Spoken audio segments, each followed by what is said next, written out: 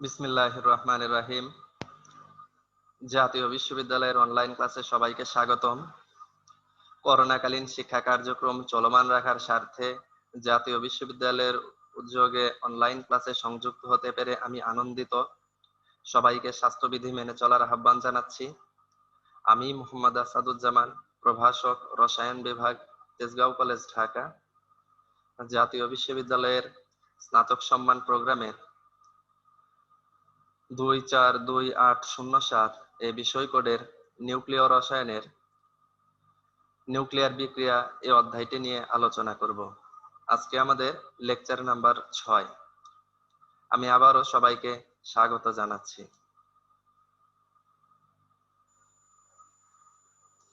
আমাদের এই নিউক্লিয়ার বিক্রিয়া এই অধ্যায়ের আলোচ্য সূচি সমূহ হচ্ছে: নিউক্লিয়ার বিক্রিয়া, এর বৈশিষ্ট্য, তেজস্ক্রিয় বিক্রিয়ার শর্ত সমূহ,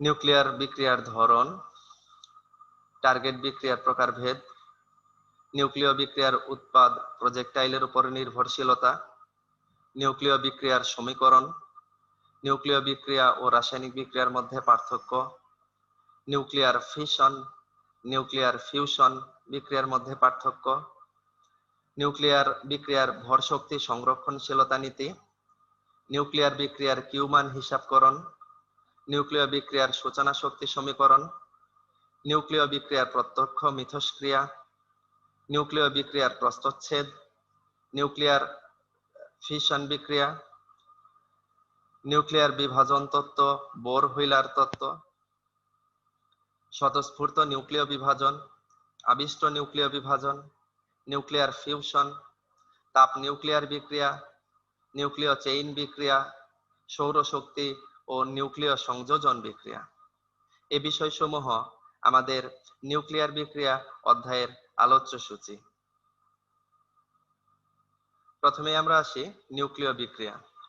একটা সাধারণ বিক্রিয়া আর নিউক্লিয় বিক্রিয়ার মধ্যে যদি আমরা দেখি, সাধারণ যে বিক্রিয়াগুলো অর্থাৎ যেগুলোকে আমরা বলছি রাসায়নিক বিক্রিয়া, এই বিক্রিয়াগুলোতে পরমাণুর যোজ্যতা স্তরের ইলেকট্রন সমূহ আদান প্রদান ঘটে। যখন পরমাণুর যোজ্যতা স্তরের ইলেকট্রন সমূহ আদান প্রদান ঘটে, তখন শুধু ইলেকট্রন সংখ্যা কম বেশি হয়, কিন্তু এখানে মৌল কোনো পরিবর্তন ঘটে না। অর্থাৎ মৌল আগেও যা ছিল পরবর্তীতেও তাই থাকে। সেক্ষেত্রে হচ্ছে যৌগটা হয়তো এক যৌগ থেকে আরেক যৌগে রূপান্তরিত হচ্ছে, কিন্তু যৌগের ভিতরে মৌলের কোনো পরিবর্তন হচ্ছে না।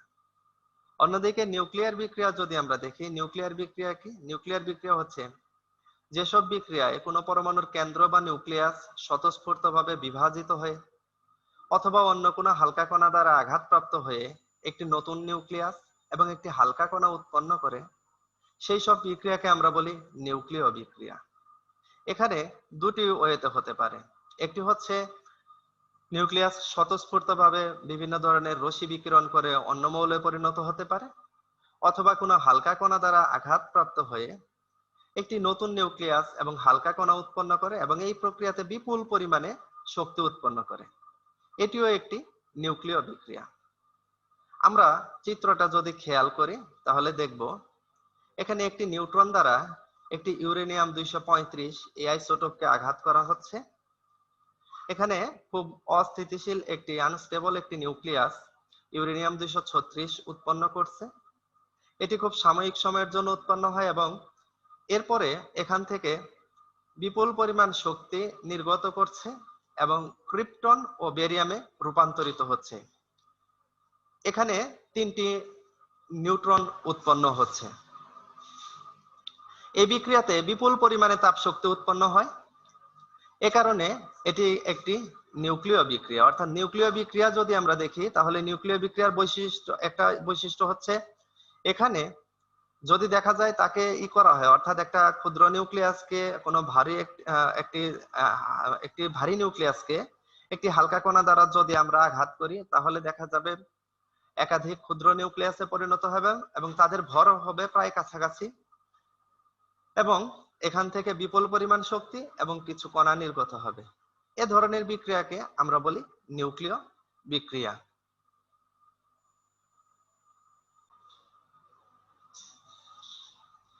নিউক্লিয় বিক্রিয়ার বৈশিষ্ট্যগুলো যদি দেখি, অর্থাৎ এই যে আমরা যাদেরকে বলছি আমরা নিউক্লিয় বিক্রিয়ার বৈশিষ্ট্যগুলো যদি দেখি তাহলে দেখব নিউক্লিয় বিক্রিয়ার কি কি বৈশিষ্ট্য। নিউক্লিয় বিক্রিয়ার প্রথম যে বৈশিষ্ট্য সেটা হচ্ছে নিউক্লিয় বিক্রিয়া একমুখী। এটা অর্থাৎ এখানে উৎপাদ যে নিউক্লিয়াসটাকে এটা পূর্বাবস্থায় ফিরিয়ে আনা যায় না। অন্যদিকে আমরা সাধারণ যে রাসায়নিক বিক্রিয়াগুলো দেখি, সাধারণ রাসায়নিক বিক্রিয়া একমুখীও হতে পারে, উভমুখীও হতে পারে। এটা হচ্ছে এই নিউক্লিয় বিক্রিয়ার একটা বৈশিষ্ট্য। আরেকটি বৈশিষ্ট্য হচ্ছে যে এই বিক্রিয়ায় নিউক্লিয়াসের পরিবর্তন ঘটে এবং নতুন মৌল সৃষ্টি করে, অর্থাৎ নতুন নিউক্লিয়াস উৎপন্ন করবে।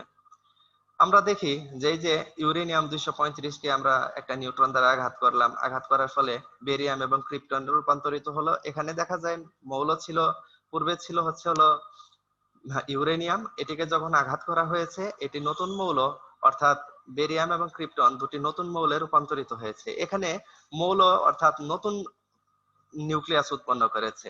এটি একটি নিউক্লিয় বিক্রিয়ার বিশেষ বৈশিষ্ট্য। সাধারণ যে বিক্রিয়া, সাধারণ বিক্রিয়াতে কখনোই মৌল চেঞ্জ হয় না। মৌল পূর্বেও যেটা ছিল পরেও দেখা যায় যে সেটা থাকে। হয়তো দেখা যায় যে তাদের সংযুক্তি চেঞ্জ হয়, আগে যে পরমাণুর সাথে যুক্ত ছিল পরবর্তীতে অন্য পরমাণুর সাথে যুক্ত হতে পারে, কিন্তু এখানে মৌল চেঞ্জ হবে না।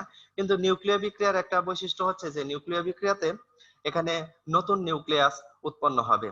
আর উৎপন্ন শক্তির পরিমাণ যদি আমরা দেখি তাহলে দেখবো হচ্ছে নিউক্লিয় বিক্রিয়াতে উৎপন্ন শক্তির পরিমাণ হচ্ছে 10⁸ কিলো ক্যালোরি পার মোল। অর্থাৎ এখানে যে পরিমাণ বিপুল পরিমাণ শক্তি উৎপন্ন হচ্ছে, এই শক্তি রাসায়নিক বিক্রিয়া অপেক্ষা অনেক বেশি। রাসায়নিক বিক্রিয়াতে এত পরিমাণে শক্তি উৎপন্ন হয় না। তারপর হচ্ছে যে কোনো উচ্চ ক্ষমতা সম্পন্ন কণা দ্বারা একটা টার্গেট নিউক্লিয়াস হচ্ছে যে যে নিউক্লিয়াসটাকে আঘাত করা হবে তাকে আমরা বলি হচ্ছে টার্গেট নিউক্লিয়াস। একটা উচ্চ ক্ষমতা সম্পন্ন কণা দ্বারা একটি টার্গেট নিউক্লিয়াসকে আঘাত করা হয়ে এই বিক্রিয়া দেখা যায় ঘটানো যায়, এটা একটা স্পেশাল বৈশিষ্ট্য। তারপর হচ্ছে যে এই বিক্রিয়ায় পরমাণুর নিউক্লিয়াস হতে আলফা, বিটা এবং গামা রশ্মি নির্গত হয়। অর্থাৎ এই নিউক্লিয় বিক্রিয়াতে বিভিন্ন ধরনের রশ্মি নির্গমন ঘটে। সেই কি কি রশ্মি? আলফা রশ্মি, বিটা রশ্মি এবং গামা রশ্মি। আরেকটি হচ্ছে যে এটি একটি চেইন বিক্রিয়া এবং যদি নিয়ন্ত্রণ না করা যায় তাহলে বিপর্যয় অবধারিত। এটি আমাদের বিশেষভাবে মনে রাখতে হবে, কারণ নিউক্লিয়ার বিক্রিয়াগুলা একটা চেইন বিক্রিয়া। এবং এখানে যদি দেখা যায় যে একটা নিউক্লিয়ার বিক্রিয়া যখন শুরু হয় এভাবে চেইন রিঅ্যাকশন চলতে থাকে এবং প্রতিবার বিক্রিয়াতে বিপুল পরিমাণ শক্তি উৎপন্ন হওয়ায় এটাকে যদি নিয়ন্ত্রণ করা না যায় তাহলে এখানে বিপর্যয় অবধারিত। আর হচ্ছে হলো যে বিক্রিয়ক ও উৎপন্ন পদার্থের মোট চার্জ ও মোট ভর সংখ্যা সমান থাকে। অর্থাৎ বিক্রিয়কের ক্ষেত্রে যতটুকু ভর এবং মোট চার্জ যা থাকবে, উৎপাদের ক্ষেত্রেও মোট ভর এবং মোট চার্জ সমান থাকে। তারপরে হচ্ছে যে তেজস্ক্রিয় মৌলের সাথে যদি সাধারণ মৌলের বিক্রিয়া ঘটানো হয় তাহলে উৎপন্ন যে যৌগ আছে ওই যৌগে মৌলের তেজস্ক্রিয়তার কোনো পরিবর্তন ঘটবে না। আমরা জানি রেডিয়াম একটা তেজস্ক্রিয় মৌল। এখন এটি যখন যৌগ গঠন করছে অর্থাৎ রেডিয়াম ক্লোরাইড যখন যৌগ গঠন করে তখন রেডিয়াম ক্লোরাইড যৌগেও এই রেডিয়ামের তেজস্ক্রিয়তাটা বিদ্যমান থাকে। এমন না যে রেডিয়ামের ভিতরে তার তেজস্ক্রিয়তা ছিল আর যখন যৌগ হয়ে গেছে রেডিয়াম ক্লোরাইড ওইখানে ওই রেডিয়ামটা আর তেজস্ক্রিয় নয়, ওই রেডিয়ামও তেজস্ক্রিয়। অর্থাৎ এটা একটা বৈশিষ্ট্য যে তেজস্ক্রিয়তা যে ধর্মটা আছে এটা দেখা যাবে যে তাদের সবসময়ের জন্য রয়ে যায়। নিউক্লিয় বিক্রিয়া যে কোনো ধরনের হোক না কেন এই বিক্রিয়াতে বিপুল পরিমাণে শক্তি বিমুক্ত করবে। এখানে দেখা যাবে যে শক্তির পরিমাণটা হবে, বিমুক্ত শক্তির পরিমাণটা হবে অনেক বেশি। আর আরেকটি হচ্ছে যে উৎপন্ন যে পদার্থগুলো আছে উৎপন্ন পদার্থের সাথে নতুন কণার সৃষ্টি হয়। অর্থাৎ যখন যে পদার্থগুলো উৎপন্ন হবে তার সাথে সাথে নতুন কণার সৃষ্টি হচ্ছে। নিউক্লিয় বিক্রিয়ায় দেখা যায় যে নতুন মৌলের সৃষ্টি হয়। আরেকটি বিষয় হলো যে বাহ্যিক তাপমাত্রা, চাপ, আলো ইত্যাদি অনুঘটক নিউক্লিয় বিক্রিয়ার উপর কোনো প্রভাব বিস্তার করতে পারে না। একটা নিউক্লিয় বিক্রিয়া যদি চলতেছে এখানে আমরা বাইরে থেকে তাপমাত্রা বাড়াই বা কমাই কোনো প্রভাব নেই। এখানে চাপ বাড়ানো হলো কমানো হলো তারও কোনো প্রভাব নাই। এখানে যদি আমরা দেখা যায় যে এটাকে একেবারে অত্যন্ত উত্তপ্ত করে ফেলি, এটাকে যদি তরলীকৃত করা হয়, এটাকে যদি আবার শীতলীকৃত করা হয় তাহলেও দেখা যায় যে তার যে বৈশিষ্ট্য অর্থাৎ তার যে সমস্ত বৈশিষ্ট্য পূর্বেও ছিল পরেও দেখা যাবে ওই সমস্ত বৈশিষ্ট্যই থাকে। এখানে তার বৈশিষ্ট্য কোনো কিছু চেঞ্জ হয় না। এই সমস্ত বৈশিষ্ট্যগুলোই হচ্ছে নিউক্লিয় বিক্রিয়ার বৈশিষ্ট্য। এরপরে আমরা আসবো নিউক্লিয় বিক্রিয়ার প্রকারভেদ। এই যে নিউক্লিয় বিক্রিয়ার প্রকারভেদ অর্থাৎ নিউক্লিয় বিক্রিয়াগুলোকে এগুলাকে আমরা দুটি দৃষ্টিকোণ থেকে বিভক্ত করতে পারি। একটি হচ্ছে নিউক্লিয়াসের পরিবর্তন অনুসারে শ্রেণীবিভাগ, আর একটি হচ্ছে আঘাতকারী কণার প্রকৃতি অনুযায়ী শ্রেণীবিভাগ। নিউক্লিয়াসের পরিবর্তন অনুসারে যখন আমরা শ্রেণী বিভক্ত করি তাহলে নিউক্লিয় বিক্রিয়ার প্রকারভেদ হচ্ছে নিউক্লিয়ার ফিশন বা বিভাজন, নিউক্লিয়ার ফিউশন বা সংযোজন, ক্যাপচার বিক্রিয়া, কণা কণা বিক্রিয়া, স্ট্রিমিং ও পিকআপ বিক্রিয়া, ট্রান্সমুটেশন বিক্রিয়া, স্পেলেশন বিক্রিয়া, বিক্ষেপণ বিক্রিয়া। অন্যদিকে আঘাতকারী কণার প্রকৃতি অনুযায়ী এটা হচ্ছে আলফা কণা দ্বারা সংঘটিত বিক্রিয়া, নিউট্রন দ্বারা সংঘটিত বিক্রিয়া, প্রোটন দ্বারা সংঘটিত বিক্রিয়া, ডিউটেরিয়াম দ্বারা সংঘটিত বিক্রিয়া। এরপরে আছে ট্রিটিয়াম দ্বারা সংঘটিত বিক্রিয়া এবং ফোটন দ্বারা সংঘটিত বিক্রিয়া। অর্থাৎ এই যে আমাদের টার্গেট যে নিউক্লিয়াস আছে, টার্গেট নিউক্লিয়াসকে কে আঘাত করতেছে এই অনুযায়ী আমরা এদেরকে শ্রেণী বিভক্ত করি। যদি টার্গেট নিউক্লিয়াসকে আলফা কণা দ্বারা আঘাত করা হয় তাহলে এটাকে আমরা ওই বিক্রিয়াটাকে বলবো আলফা কণা দ্বারা সংঘটিত বিক্রিয়া। যদি টার্গেট নিউক্লিয়াসকে নিউট্রন দ্বারা আঘাত করা হয় তাহলে এটাকে আমরা বলবো নিউট্রন দ্বারা সংঘটিত বিক্রিয়া। যদি টার্গেট নিউক্লিয়াসকে প্রোটন দ্বারা আঘাত করা হয় তাহলে বলা হবে প্রোটন দ্বারা সংঘটিত বিক্রিয়া। এইভাবে যদি ডিউটেরন, ট্রিটিয়াম এবং ফোটন দ্বারা আঘাত করা হয় তাহলে তাদেরকে বলা হবে যথাক্রমে ডিউটেরিয়াম দ্বারা সংঘটিত, ট্রিটিয়াম দ্বারা সংঘটিত এবং ফোটন দ্বারা সংঘটিত বিক্রিয়া। এই হচ্ছে আমাদের নিউক্লিয় বিক্রিয়ার প্রকারভেদ। তাহলে আমরা এই নিউক্লিয় বিক্রিয়ার যে প্রকারভেদগুলো দেখলাম এদের প্রত্যেকটার একটু বিস্তারিততে যাব। প্রথমে আমরা আসি নিউক্লিয়াসের পরিবর্তন অনুসারে যে শ্রেণী বিভক্ত করেছিলাম নিউক্লিয়ার ফিশন। একটি ইউরেনিয়াম নিউক্লিয়াস, ইউরেনিয়াম 235, এই নিউক্লিয়াসটাকে একটি নিউট্রন দ্বারা আঘাত করা হয়েছে। আমরা বিক্রিয়াটি দেখি। এখানে বেরিয়াম, ক্রিপ্টন এবং নিউট্রন এবং বিপুল পরিমাণে শক্তি উৎপন্ন হচ্ছে। এই যে বিক্রিয়াটা এখানে দেখা গেছে একটি ইউরেনিয়াম আইসোটোপকে একটি নিউট্রন দ্বারা আঘাত করার পরে বেরিয়ামে পরিণত হয়েছে ক্রিপ্টন এবং 3টি নিউট্রন এবং বিপুল পরিমাণে তাপ শক্তি উৎপন্ন হয়। এটি নিউক্লিয়ার ফিশন বিক্রিয়া। তাহলে নিউক্লিয়ার ফিশন বিক্রিয়া কাকে বলবো? নিউক্লিয়ার ফিশন বিক্রিয়া হচ্ছে যে নিউক্লিয় বিক্রিয়াতে একটি ভারী নিউক্লিয়াসকে একটি ক্ষুদ্র কণা দ্বারা আঘাত করলে প্রায় সমশক্তি সম্পন্ন একাধিক ক্ষুদ্র নিউক্লিয়াস এবং বিপুল পরিমাণে তাপ শক্তি, সেই সাথে দেখা যায় যে বিভিন্ন কণা নির্গত হয়, সেই বিক্রিয়াকে বলা হয় নিউক্লিয়ার ফিশন বিক্রিয়া। এই যে নিউক্লিয়ার ফিশন বিক্রিয়া বলছি আমরা, এই নিউক্লিয়ার ফিশন বিক্রিয়া একটা অত্যন্ত গুরুত্বপূর্ণ বিক্রিয়া এবং এই বিক্রিয়াটা কিন্তু এই যে পারমাণবিক চুল্লিতে যে প্রক্রিয়াতে বিদ্যুৎ উৎপাদন করা হয় এটি হচ্ছে নিউক্লিয়ার ফিশন প্রক্রিয়াতে। অর্থাৎ নিউক্লিয়ার ফিশন প্রক্রিয়াতে দেখা যাবে যে পারমাণবিক চুল্লিতে শক্তি উৎপাদন করা হয়, কারণ ওইখানে দেখা যায় এইভাবে ইউরেনিয়াম নিউক্লিয়াসটাকে নিউট্রন দ্বারা আঘাত করে বেরিয়াম, ক্রিপ্টন, তারপরে নিউট্রন পাচ্ছি, তার সাথে বিপুল পরিমাণে তাপ শক্তি পাই। সেই তাপ শক্তিটা কাজে লাগিয়ে পরবর্তীতে দেখা যায় যে আমরা বিদ্যুৎ উৎপাদন করছি। এজন্য ফিশন বিক্রিয়া অত্যন্ত গুরুত্বপূর্ণ এবং ফিশন বিক্রিয়াতে সাধারণ যে রাসায়নিক বিক্রিয়াগুলো আছে তাদের তুলনায় কয়েক গুণ পরিমাণে শক্তি উৎপন্ন হয়। এরপরে আমরা আসি ফিউশন। ফিউশন মানে হচ্ছে সংযোজন।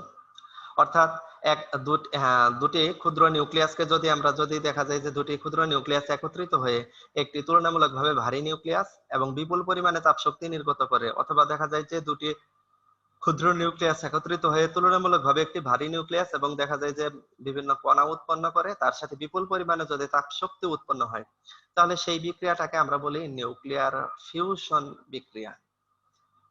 নিউক্লিয়ার ফিউশন বিক্রিয়াতে যে তাপ শক্তি উৎপন্ন হয় বা যে পরিমাণে শক্তি উৎপন্ন হয় এটা নিউক্লিয়ার ফিশন বিক্রিয়ার কয়েক গুণ। অর্থাৎ ফিউশন বিক্রিয়াতে হিউজ পরিমাণে তাপ শক্তি উৎপন্ন হয়। যেমন সূর্যে যে বিক্রিয়াটা ঘটে সেটা হচ্ছে নিউক্লিয়ার ফিউশন। নিউক্লিয়ার ফিউশন বিক্রিয়া ঘটার কারণে সূর্যে এত বিপুল তাপ শক্তি উৎপন্ন হচ্ছে যার দ্বারা এই বিশ্ব জগতে দেখা যায় যে আলোকিত হচ্ছে।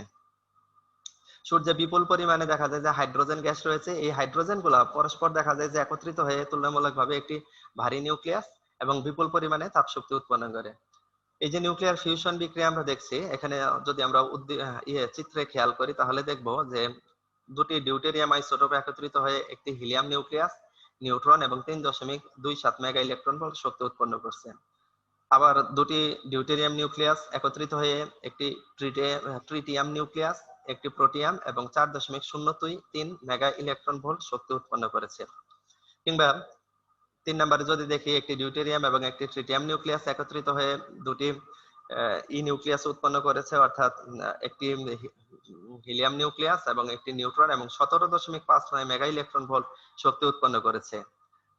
সর্বশেষ যে বিক্রিয়াটি আছে 4 নম্বর বিক্রিয়া, সেটি হচ্ছে যে একটি ডিউটেরিয়াম একটি হিলিয়াম নিউক্লিয়াস একত্রিত হয়ে একটি হিলিয়াম নিউক্লিয়াস, তারপরে একটি হাইড্রোজেন এবং 18.3 মেগা ইলেকট্রন ভোল্ট শক্তি উৎপন্ন করেছে। এই যে বিক্রিয়াগুলা, এই বিক্রিয়াগুলা হচ্ছে নিউক্লিয়ার ফিউশন বিক্রিয়ার অন্তর্ভুক্ত। এখানে কি দেখা যাচ্ছে, প্রত্যেকটা বিক্রিয়ায় আমরা দেখলাম যে দুটা ক্ষুদ্র ক্ষুদ্র নিউক্লিয়াস ছিল, তারা একত্রিত হয়ে তুলনামূলকভাবে একটি ভারী নিউক্লিয়াস এবং বিপুল পরিমাণে তাপ শক্তি উৎপন্ন করছে। এই কারণে এই বিক্রিয়াকে আমরা বলি নিউক্লিয়ার ফিউশন।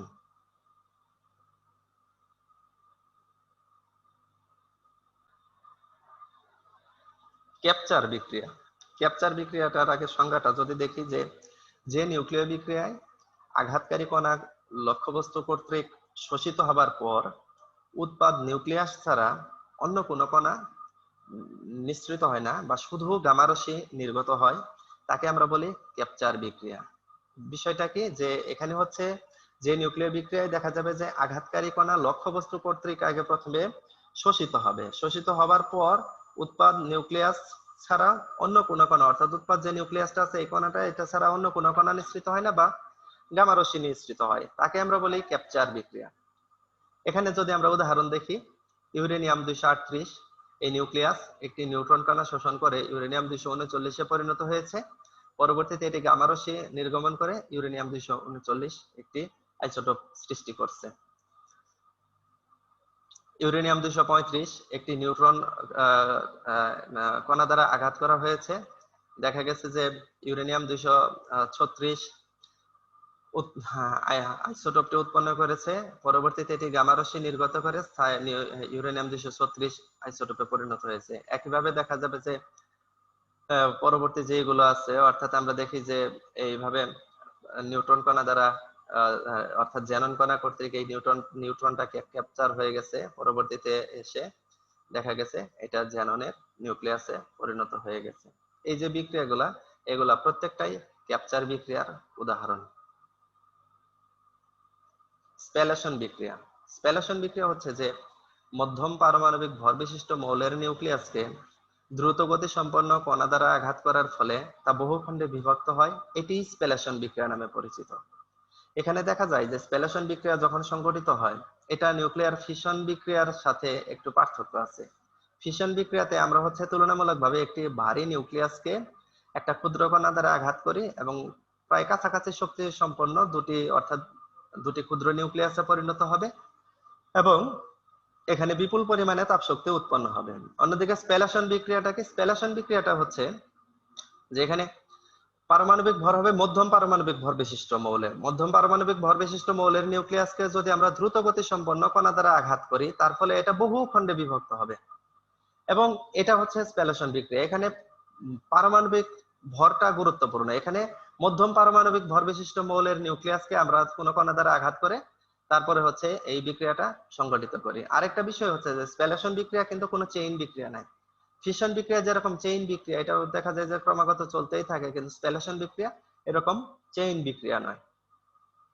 এরপর হচ্ছে ট্রান্সমুটেশন বিক্রিয়া। ট্রান্সমুটেশন বিক্রিয়া কি? ট্রান্সমুটেশন হচ্ছে বিক্রিয়ায় উৎপাদ নিউক্লিয়াস ও টার্গেট নিউক্লিয়াসের ভর সংখ্যা 3 বা 4 এককের বেশি পার্থক্য থাকে না। অর্থাৎ এটা একটা এই যে ট্রান্সমুটেশন বিক্রিয়া, উৎপাদ নিউক্লিয়াস ও টার্গেট নিউক্লিয়াসের ভর সংখ্যা 3 ও 4 এককের বেশি থাকে না। এই বিক্রিয়ায় প্রজেক্টাইলের শক্তি খুব বেশি হয় না, ঊর্ধ্বপক্ষে 50 মেগা ইলেকট্রন ভোল্ট। ট্রান্সমুটেশন বিক্রিয়ার মধ্যে আছে যেমন স্বাভাবিক ট্রান্সমুটেশন বিক্রিয়া, তারপরে আছে হলো কৃত্রিম ট্রান্সমুটেশন বিক্রিয়া। স্বাভাবিক ট্রান্সমুটেশন বিক্রিয়া আবার আছে হলো আলফা কণা ঘটিত ট্রান্সমুটেশন, বিটা কণা ঘটিত ট্রান্সমুটেশন, গামা কণা ঘটিত ট্রান্সমুটেশন, এরকম ভাবে আমরা বিভক্ত করেছি। এই যে এখানে চিত্রে দেখতেছি আমরা একটি নাইট্রোজেনের 14 আইসোটোপ রয়েছে, তাকে আমরা আলফা কণা দ্বারা দেখা যায় যে সেটি আলফা কণা দ্বারা সাথে বিক্রিয়া করে পরবর্তীতে এসে দেখা যায় যে অক্সিজেন 17 আইসোটোপ এবং হাইড্রোজেন বা প্রোটিয়ামে পরিণত হয়ে গেছে। এই যে বিক্রিয়াটা, এটা একটা ট্রান্সমুটেশন বিক্রিয়া, বা এখানে অক্সিজেন 17 তে পরিণত হয়েছে আর একটি প্রোটনে পরিণত হয়েছে। এই যে বিক্রিয়াটা, এটা একটা ট্রান্সমুটেশন বিক্রিয়া। বিক্ষেপণ বিক্রিয়া। বিক্ষেপণ বিক্রিয়া হচ্ছে যে এই ধরনের বিক্রিয়ায় প্রজেক্টাইল ও পলাতক নির্গত কণা একই, ফলে টার্গেট ও উৎপাদ একই নিউক্লিয়াস। এটা খেয়াল করবো। আবার বলছি যে বিষয়টা কি, যে এই ধরনের বিক্রিয়ায় প্রজেক্টাইল ও পলাতক যে নির্গত কণা দুইটা একই হবে এবং টার্গেট ও উৎপাদ একই নিউক্লিয়াস। যেমন আমরা দেখি এখানে নাইট্রোজেন 14 আইসোটোপ রয়েছে, তার সাথে হিলিয়াম, অর্থাৎ এটাকে যদি আমরা আলফা কণা ধরি, আলফা কণার সাথে বিক্রিয়া করে প্রথমে দেখা যায় যে ফ্লোরিন 18 পরিণত হয়েছে, এরপর এটি আবার আলফা কণা নির্গমন করে আবার নাইট্রোজেনে, অর্থাৎ নাইট্রোজেন 14 পরিণত হয়ে গেছে। একইভাবে অক্সিজেন 16 আইসোটোপটি ডিউটেরিয়ামের সাথে বিক্রিয়ায় প্রথমে ফ্লোরিন 18 পরিণত হয়েছে, এরপর আবার এটি ডিউটেরিয়াম কণা নির্গমন করে তারপরে আবার অক্সিজেন 16 পরিণত হয়েছে। এখানে দেখো এই বিক্রিয়ার ক্ষেত্রে এই যে প্রজেক্টাইল যেটা আছে, প্রজেক্টাইল অর্থাৎ এই বিক্রিয়ার ক্ষেত্রে হচ্ছে হলো আমাদের হলো যেটা বলা হয়েছে যে প্রজেক্টাইল যেটা আছে, প্রজেক্টাইল এবং নির্গত কণা দুইজনে হচ্ছে সেম, এবং ফলে যে টার্গেট নিউক্লিয়াস যেটা আছে, টার্গেট নিউক্লিয়াস এবং উৎপাদ দুইটা সেম হয়েছে। অর্থাৎ আমাদের এটা খেয়াল করব যে এখানে বিক্ষেপণ বিক্রিয়ার ক্ষেত্রে প্রজেক্টাইল এবং পলাতক কণা একই হবে, আর টার্গেট এবং উৎপাদ নিউক্লিয়াসও, অর্থাৎ টার্গেট এবং উৎপাদ এই দুইটা যেমন সেম হবে, আবার প্রজেক্টাইল এবং পলাতক কণা এই দুটা সেম হবে। এরপর হচ্ছে স্ট্রিপিং ও পিকআপ বিক্রিয়া। স্ট্রিপিং ও পিকআপ বিক্রিয়া কি, যে ট্রান্সমুটেশনের অনুরূপ, তবে তাদের যৌগ প্রক্রিয়া ভিন্ন। যৌগ গঠনের মাধ্যমে ট্রান্সমুটেশন বিক্রিয়া সংঘটিত হয়, অপরদিকে প্রত্যক্ষ মিথস্ক্রিয়ার মাধ্যমে স্ট্রিপিং ও পিকআপ বিক্রিয়া সংঘটিত হয়।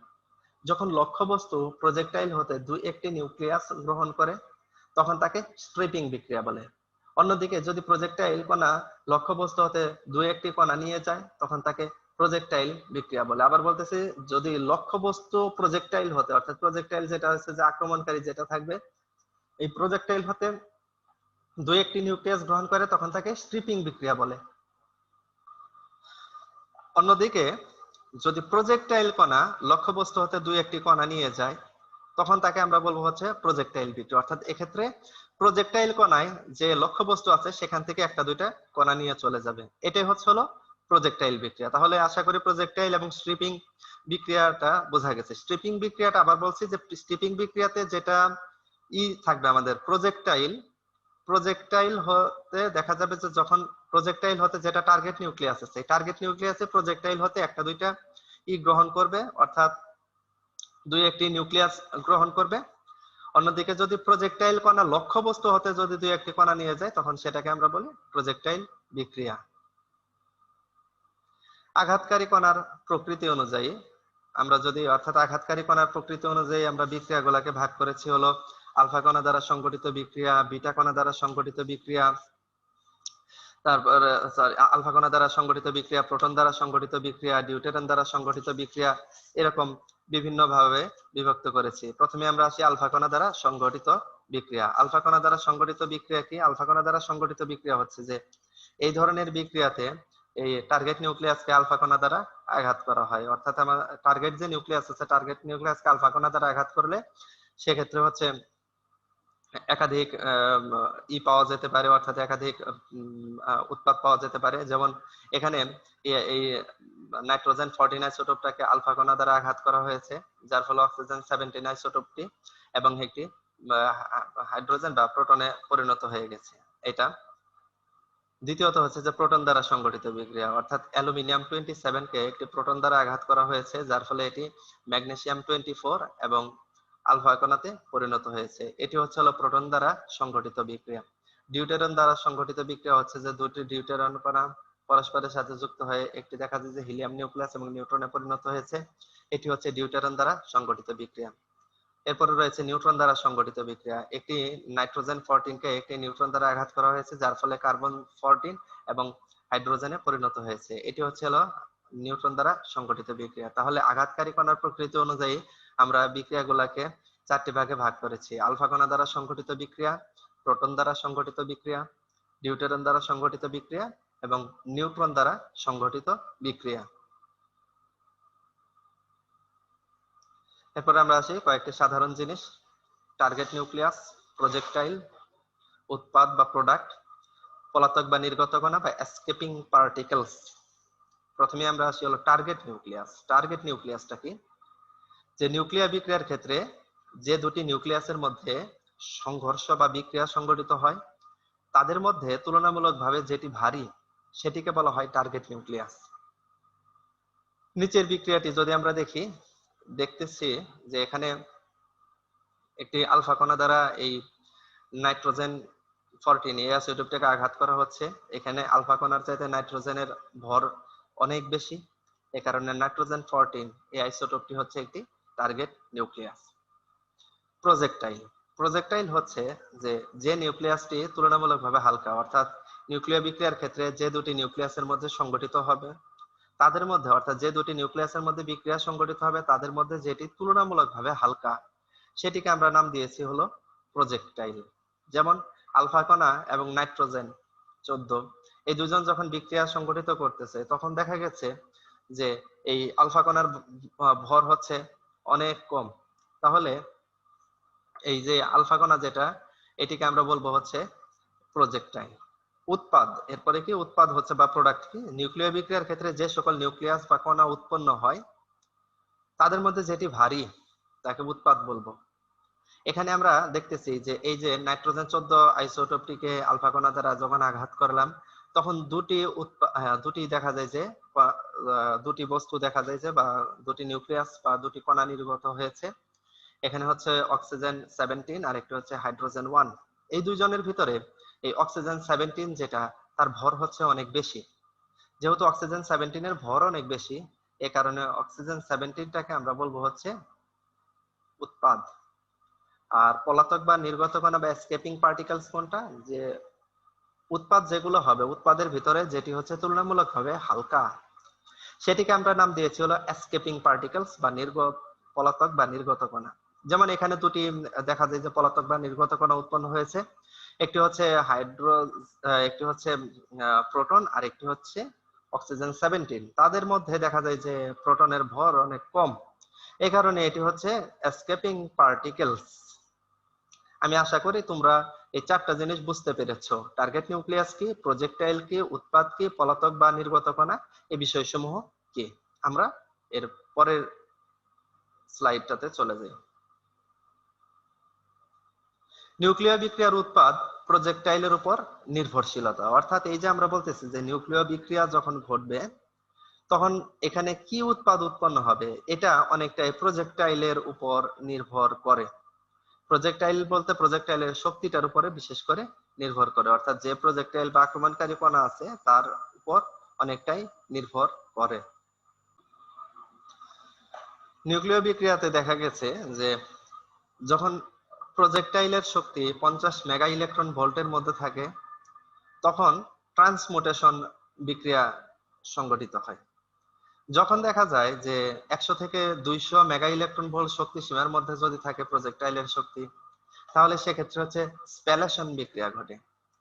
প্রজেক্টাইলের শক্তি যদি 100 থেকে 200 মেগা ইলেকট্রন ভোল্ট শক্তি সীমার অধিক হলে ফ্র্যাগমেন্টেশন বিক্রিয়া সংঘটিত হবে। বিক্রিয়ার ধরন পরিবর্তিত হয়, প্রজেক্টাইলের শক্তির পরিবর্তনের সাথে সাথে উৎপাদের ধরনও পাল্টাতে থাকে। যৌগ নিউক্লিয়াস উত্তেজিত হয় প্রজেক্টাইলের অতিরিক্ত ভর ও গতিশক্তি দ্বারা। একই যৌগ নিউক্লিয়াস একই টার্গেট নিউক্লিয়াস ও প্রজেক্টাইল দ্বারা সৃষ্টি হলে তাদের মধ্যে অতিরিক্ত শক্তি প্রজেক্টাইলের গতিশক্তির উপর নির্ভর করে। যেমন 15 মেগা ইলেকট্রন ভোল্ট শক্তি সম্পন্ন আলফা কণা দ্বারা থোরিয়াম 234 এই নিউক্লিয়াসকে আঘাত করলে ইউরেনিয়াম 238 যৌগ নিউক্লিয়াস তৈরি হচ্ছে। অর্থাৎ যখন 15 মেগা ইলেকট্রন ভোল্ট শক্তি সম্পন্ন আলফা কণা দ্বারা আঘাত করছি তখন ইউরেনিয়াম 238 এই যৌগ নিউক্লিয়াস তৈরি করছে। 25 মেগা ইলেকট্রন ভোল্ট শক্তি সম্পন্ন আলফা কণা দ্বারা থোরিয়াম 234 নিউক্লিয়াসকে আঘাত করলে যে যৌগ নিউক্লিয়াস তৈরি হবে তাতে প্রথম নিউক্লিয়াসের তুলনায় 10 মেগা ইলেকট্রন ভোল্ট বেশি অতিরিক্ত শক্তি থাকবে। থোরিয়াম নিউক্লিয়াসটাকে যদি 40 মেগা ইলেকট্রন ভোল্ট শক্তি সম্পন্ন আলফা কণা দ্বারা আঘাত করা হয় তাহলে যে যৌগ নিউক্লিয়াস তৈরি হয় তাতে প্রথম নিউক্লিয়াস হতে 25 মেগা ইলেকট্রন ভোল্ট বেশি অতিরিক্ত শক্তি থাকে। এই অতিরিক্ত শক্তির কারণেই যৌগ নিউক্লিয়াস হতে নিউক্লিয়ন বিশেষ করে নিউট্রন নির্গত হয়। প্রত্যেকটি নিউট্রন যৌগ নিউক্লিয়াস হতে দেখা গেছে যে 10 থেকে 25 মেগা ইলেকট্রন ভোল্ট শক্তির প্রয়োজন হয়। অতএব প্রথম যৌগিক নিউক্লিয়াস হতে একটি নিউট্রন, দ্বিতীয় যৌগ নিউক্লিয়াস হতে দুটি নিউট্রন, তৃতীয় যৌগ নিউক্লিয়াস হতে 4টি নিউট্রন সৃষ্টি হবে এবং যথাক্রমে ইউরেনিয়াম 235, ইউরেনিয়াম 234 এবং ইউরেনিয়াম 232 উৎপাদ সৃষ্টি হবে। সুতরাং একথা আমরা বলতেই পারি যে নিউক্লিয় বিক্রিয়ার উৎপাদ প্রজেক্টাইলের শক্তির উপর নির্ভর করে। নিউক্লিয় বিক্রিয়ার যথার্থ প্রজেক্টাইল হিসেবে নিউট্রন। নিউক্লিয় বিক্রিয়ায় প্রোটন, নিউট্রন, ডিউটেরন ইত্যাদি প্রজেক্টাইল রূপে ব্যবহৃত হয় এবং এদের মধ্যে নিউট্রন এদের মধ্যে সবচেয়ে উত্তম প্রজেক্টাইল। এর কারণটা কি? কারণ হচ্ছে নিউট্রন হচ্ছে তড়িৎ নিরপেক্ষ, তাই এটি ধনাত্মক আধান বিশিষ্ট টার্গেট নিউক্লিয়াস দ্বারা বিকর্ষিত হয় না। আমি যদি একটা প্রোটনকে যদি দেখা যায় যে টার্গেট নিউক্লিয়াস রূপে ব্যবহার করি, তাহলে এটা যখন ওই প্রজেক্টাইল রূপে ব্যবহার করি, তাহলে এই প্রোটনটা যখন এই টার্গেট নিউক্লিয়াসকে আঘাত করতে যাবে, তখন টার্গেট নিউক্লিয়াসের প্রোটন গুলা এই প্রোটনকে বিকর্ষণ করবে, কারণ সমধর্মী চার্জ পরস্পরকে বিকর্ষণ করে। তাহলে যেটা হবে যে এখানে দেখা যাবে যে তো টার্গেট নিউক্লিয়াস দ্বারা যখন বিকর্ষিত হবে, তখন নিউক্লিয় বিক্রিয়াটা পরিপূর্ণভাবে নাও ঘটতে পারে। অন্যদিকে যদি আমরা আধান নিরপেক্ষ নিউট্রন যদি দেখা যায় যে নিউট্রন যদি থাকে, তাহলে সেক্ষেত্রে হচ্ছে টার্গেট নিউক্লিয়াস দ্বারা এটি বিকর্ষিত হবার কোনো সম্ভাবনা নেই। তাহলে যেটা হচ্ছে যে যদি প্রোটন দ্বারা সংগঠিত হয়, অর্থাৎ প্রোটন বা ডিউটেরন টার্গেট নিউক্লিয়াসের ধনাত্মক আধান দ্বারা তীব্রভাবে বিকর্ষিত হবে, যার ফলে কার্যকর নিউক্লিয়ার বিক্রিয়া হবে না। আবার কৃত্রিম নিউক্লিয় পরিবর্তনকালে প্রজেক্টাইল নিউট্রন দ্বারা নিউক্লিয়াসকে আঘাত করা হলে প্রথমে একটি অস্থায়ী সংযুক্ত নিউক্লিয়াস উৎপন্ন হয়। একটি ক্ষুদ্র কণা যেমন আলফা সংযুক্ত নিউক্লিয়াসটি নির্গত করে এবং নতুন নিউক্লিয়াসের সৃষ্টি হয়। তীব্র গতিসম্পন্ন হওয়ায় নিউট্রন অতি দ্রুত নিউক্লিয়াস ভেদ করে চলে যায়, তাই সংযুক্ত নিউক্লিয়াস গঠিত হয় না এবং কোনো নিউক্লিয় পরিবর্তন হয় না। নিউট্রন ধীরগতি সম্পন্ন হলে যতটুকু সময় নিউক্লিয়াসের মধ্যে জয় করে, তাতে যৌগ নিউক্লিয়াস গঠন সম্ভব, ফলে নিউক্লিয় পরিবর্তন ঘটে।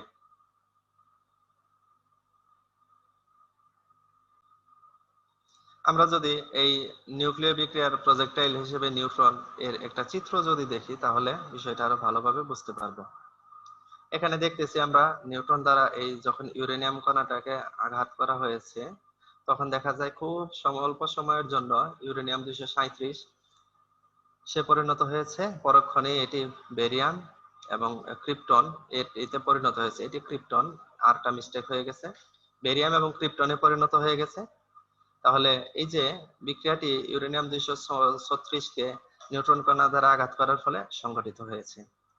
এবং এখানে দেখতেছি, এখানে দেখা যায় যে এই যে নিউট্রন কণাটা আধান নিরপেক্ষ হওয়ায় এখানে যখন ইউরেনিয়াম নিউক্লিয়াসটাকে মানে টার্গেট নিউক্লিয়াস যেটা, এটাকে যখন প্রজেক্টাইল হিসেবে নিউট্রন আঘাত করতে আসে, তখন এই প্রজেক্টাইল কণা অর্থাৎ নিউট্রন কণা এই টার্গেট নিউক্লিয়াসের কোনো কণা কর্তৃক আর বিকর্ষিত হয় না, যার ফলে এখানে নিউট্রন দ্বারা বিক্রিয়াটি সংঘটিত হয়।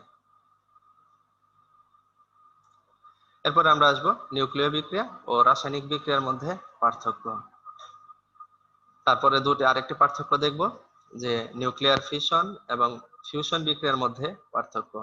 প্রথমে আমরা দেখব যে নিউক্লিয় বিক্রিয়া ও রাসায়নিক বিক্রিয়ার মধ্যে কি কি পার্থক্য আছে। নিউক্লিয় বিক্রিয়া কাকে বলেছিলাম? নিউক্লিয় বিক্রিয়া বলছিলাম যে কোনো পরমাণুর নিউক্লিয়াস স্বতঃস্ফূর্তভাবে বিভিন্ন রশ্মি বিকিরণ করে অন্য মৌলের নিউক্লিয়াসে যদি পরিণত হয়, অথবা অন্য কোনো একটা উচ্চগতি কণা একটা উচ্চগতি শক্তি একটা উচ্চগতি সম্পন্ন কোনো একটা কণা দ্বারা এই টার্গেট নিউক্লিয়াসকে আঘাত করে যদি দেখা যায় কোনো বিক্রিয়া সংঘটিত করা হয়, তাহলে সেটিকে আমরা নাম দিয়েছি নিউক্লিয় বিক্রিয়া। অন্যদিকে রাসায়নিক বিক্রিয়া কি? রাসায়নিক বিক্রিয়া হচ্ছে যে এক বা একাধিক পদার্থ পারমাণবিক বিক্রিয়া করে দেখা যায় যে একটা যদি যৌগ গঠন করে, সেই বিক্রিয়াকে আমরা বলবো রাসায়নিক বিক্রিয়া। অর্থাৎ একাধিক মৌল পরস্পর সাথে বিক্রিয়া করে যদি কোনো একটা নতুন যৌগ সৃষ্টি করে, তাহলে সেটিকে আমরা বলবো রাসায়নিক বিক্রিয়া। নিউক্লিয় বিক্রিয়াতে যদি আমরা দেখি যে নিউক্লিয় বিক্রিয়াতে যদি বাহ্যিক তাপ, চাপ, আলো এগুলা কোনো প্রভাব বিস্তার করতে পারে না, অর্থাৎ এদের কোনো প্রভাব নাই। অন্যদিকে রাসায়নিক যে বিক্রিয়াগুলো আছে, রাসায়নিক বিক্রিয়ার মধ্যে দেখা যায় যে তাপ, চাপ, আলো যদি এগুলা যদি দেখা যায় যে চেঞ্জ করা হয়, তাহলে বিক্রিয়ার দেখা যাবে যে প্রকৃতিও চেঞ্জ হয়ে যাবে। অর্থাৎ রাসায়নিক বিক্রিয়ার উপর তাপমাত্রা, চাপ, ঘনমাত্রা এদের প্রভাব রয়েছে। নিউক্লিয় বিক্রিয়াতে বিপুল পরিমাণে তাপশক্তি উৎপন্ন হয়। এটা একটা নিউক্লিয় বিক্রিয়ার বিশেষ বৈশিষ্ট্য। নিউক্লিয় বিক্রিয়াকে এই জন্য শক্তি চুল্লিতে এই বিক্রিয়া ব্যবহার করা হয়। অন্যদিকে রাসায়নিক বিক্রিয়া যেটা আছে, রাসায়নিক বিক্রিয়াতে উৎপন্ন শক্তির পরিমাণ খুবই কম। অর্থাৎ নিউক্লিয় বিক্রিয়ার সাথে যদি কম্পেয়ার করি, তাহলে দেখবো রাসায়নিক বিক্রিয়াতে উৎপন্ন শক্তির পরিমাণ অত্যন্ত নগণ্যই বলা চলে। নিউক্লিয় বিক্রিয়া হচ্ছে একমুখী, অর্থাৎ নিউক্লিয় বিক্রিয়াতে উৎপাদকে আর বিক্রিয়াকে রূপান্তরিত করা যায় না।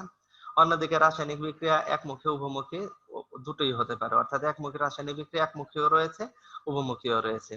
নিউক্লিয় বিক্রিয়াতে যদি দেখা যায় যে আমাদের যেটা বলছিলাম যে নিউক্লিয় বিক্রিয়াতে নতুন মৌল সৃষ্টি হইতে পারে, এখানে নিউক্লিয়াসের পরিবর্তন হয়ে যায়, এ কারণে নতুন মৌল সৃষ্টি হতে পারে। অন্যদিকে যে রাসায়নিক বিক্রিয়া আছে, এখানে দেখা যায় যে নতুন যৌগ সৃষ্টি হতে পারে, কিন্তু নতুন কোনো মৌল সৃষ্টি হবে না, কারণ মৌলগুলা যেমন ছিল তেমনি থাকবে। এই হচ্ছে হলো সামগ্রিকভাবে আমরা যদি দেখি যে নিউক্লিয় বিক্রিয়া এবং রাসায়নিক বিক্রিয়ার মধ্যে পার্থক্য। এরপরের যে এটা আছে সেটা হচ্ছে নিউক্লিয়ার ফিশন এবং ফিউশন বিক্রিয়ার মধ্যে পার্থক্য, অর্থাৎ কোনটা ফিশন বিক্রিয়া, কোনটা ফিউশন বিক্রিয়া। নিউক্লিয়ার ফিশন হচ্ছে যে একটি তুলনামূলকভাবে ভারী নিউক্লিয়াসকে কোনো ক্ষুদ্র কণা দ্বারা আঘাত করে একাধিক ক্ষুদ্র নিউক্লিয়াস এবং বিপুল পরিমাণে যদি তাপশক্তি উৎপন্ন করা হয়, তাহলে সেই বিক্রিয়াকে আমরা বলি নিউক্লিয়ার ফিশন। আর নিউক্লিয়ার ফিউশন হচ্ছে যে দুটি তুলনামূলকভাবে ক্ষুদ্র নিউক্লিয়াস একত্রিত হয়ে যদি একটা বিরাট নিউক্লিয়াসে পরিণত হয়, একটা বড় আকারের নিউক্লিয়াসে পরিণত হয় এবং বিপুল পরিমাণে তাপশক্তি নির্গত করে, তাহলে সেই বিক্রিয়াকে আমরা বলি হচ্ছে নিউক্লিয়ার ফিউশন। এই যে ফিশন প্রক্রিয়া যেটা বলছিলাম, ফিশন প্রক্রিয়াটা কোথায় সংগঠিত করা হয়? সাধারণত হচ্ছে হলো যে পারমাণবিক চুল্লিতে নিউক্লিয়ার ফিশন বিক্রিয়া সংগঠিত হয়, আর সূর্যে নিউক্লিয়ার ফিউশন বিক্রিয়া সংগঠিত হয়। নিউক্লিয়ার ফিশন বিক্রিয়া যেটা, এটাকে নিয়ন্ত্রণ করা যায়, অন্যদিকে নিউক্লিয়ার ফিউশন বিক্রিয়া যেটা, এটাকে নিয়ন্ত্রণ করা যায় না। নিউক্লিয়ার ফিশন বিক্রিয়াতে যে পরিমাণে তাপ শক্তি উৎপন্ন হয়, আর নিউক্লিয়ার ফিউশন প্রক্রিয়াতে নিউক্লিয়ার ফিউশন দুটিতেই তাপ শক্তি উৎপন্ন হয়, তবে ফিশনের চাইতে নিউক্লিয়ার ফিউশন বিক্রিয়াতে কয়েক গুণ পরিমাণে তাপ শক্তি উৎপন্ন হয়। তারপর হচ্ছে নিউক্লিয়ার যে ইটা আছে, অর্থাৎ ফিশন যেটা বিভাজন বিক্রিয়া আছে, এই বিক্রিয়াতে প্রচুর নিউক্লিয় বর্জ্য অবশেষ থাকে, আর নিউক্লিয়ার ফিউশন বিক্রিয়াতে এরকম কোনো নিউক্লিয়ার বর্জ্য অবশেষ থাকে না। এটা কিন্তু ফিশন এবং ফিউশনের মধ্যে একটা বড় পার্থক্য। তারপর হচ্ছে যে বিভাজন যে প্রক্রিয়াটা বলছে, অর্থাৎ ফিশন প্রক্রিয়া, এই প্রক্রিয়াতে দেখা যায় যে পরমাণু বোমা তৈরি করা যায়, আর ফিউশন প্রক্রিয়ার মাধ্যমে হাইড্রোজেন বোমা তৈরি করা যায়। এই হচ্ছে সামগ্রিকভাবে নিউক্লিয়ার ফিশন এবং নিউক্লিয়ার ফিউশন বিক্রিয়ার মধ্যে পার্থক্য। এরপরে আমরা আসবো নিউক্লিয়ার বিক্রিয়ার ভর শক্তি সংরক্ষণশীলতা নীতি। নিউক্লিয় বিক্রিয়ার ভর শক্তি সংরক্ষণশীলতা নীতি হচ্ছে যে ভর সংখ্যার সংরক্ষণ। নিউক্লিয় বিক্রিয়ায় বিক্রিয়ক সমূহের মোট সংখ্যা ও উৎপাদন সমূহের মোট ভর সংখ্যা সমান বা স্থির হয়। যেমন এখানে দেখা গেছে যে কার্বন 12, তারপরে হচ্ছে আলফা কণা তার বিক্রিয়া করে উৎপন্ন করতেছে হলো যে অক্সিজেন 15 নিউক্লিয়াস এবং একটি নিউট্রন। এখানে আমরা যদি মোট ভর হিসাব করি, তাহলে দেখবো হচ্ছে মোট ভর হচ্ছে 16, বিক্রিয়কের ক্ষেত্রেও 16, উৎপাদের ক্ষেত্রেও 16। আর যদি পারমাণবিক সংখ্যা যদি আমরা হিসাব করি, তাহলে বিক্রিয়কের ক্ষেত্রেও দেখতেছি 8, উৎপাদের ক্ষেত্রেও 8। 2 নম্বর হচ্ছে পারমাণবিক সংখ্যা বা বৈদ্যুতিক চার্জ সংরক্ষণ। পারমাণবিক সংখ্যা বা বৈদ্যুতিক চার্জ সংরক্ষণ নিউক্লিয় বিক্রিয়ায় প্রজেক্টাইল টার্গেটের মোট পারমাণবিক সংখ্যা, উৎপাদ নিউক্লিয়াস ও প্রক্ষিপ্ত কণার মোট পারমাণবিক সংখ্যা সমান হয়। নিউক্লিয় বিক্রিয়ায় কিছু ভর হ্রাস পায়। আইনস্টাইনের ভর শক্তির তুল্যতা নীতি অনুযায়ী তা সমতুল্য পরিমাণ শক্তিতে রূপান্তরিত হয়। যে পরিমাণ শক্তি বিমুক্ত হয় তাকে নিউক্লিয় বিক্রিয়ার সংখ্যা কিউ সংখ্যা বলে। সকল নিউক্লিয় বিক্রিয়ায় প্রজেক্টাইল ও টার্গেট নিউক্লিয়াসের মোট ভরবেগ উৎপাদ ও প্রক্ষিপ্ত কণার মোট ভরবেগের সমান, অর্থাৎ রৈখিক ভরবেগের সমান। এই ছিল আমাদের আজকের নিউক্লিয় বিক্রিয়ার আলোচ্য বিষয়। প্রিয় শিক্ষার্থীরা, আমি আজকে যতটুকু পড়ালাম এই বিষয়টুকু তোমরা বাসায় পড়বে। বাসায় পড়ে তারপরে হচ্ছে যদি দেখা যায় যে প্র্যাকটিস করো, ইনশাল্লাহ ভালো কিছু করবে। তো আজকে এ পর্যন্তই থাকবে। তোমাদের আবারও সুস্বাস্থ্য এবং দীর্ঘায়ু কামনা করছি। সবাই ভালো থাকো, সুস্থ থাকো, নিরাপদে থাকো, করোনাকালে বাসায় থাকো। সবার সুস্বাস্থ্য কামনা করছি। ধন্যবাদ সবাইকে। আল্লাহ হাফেজ।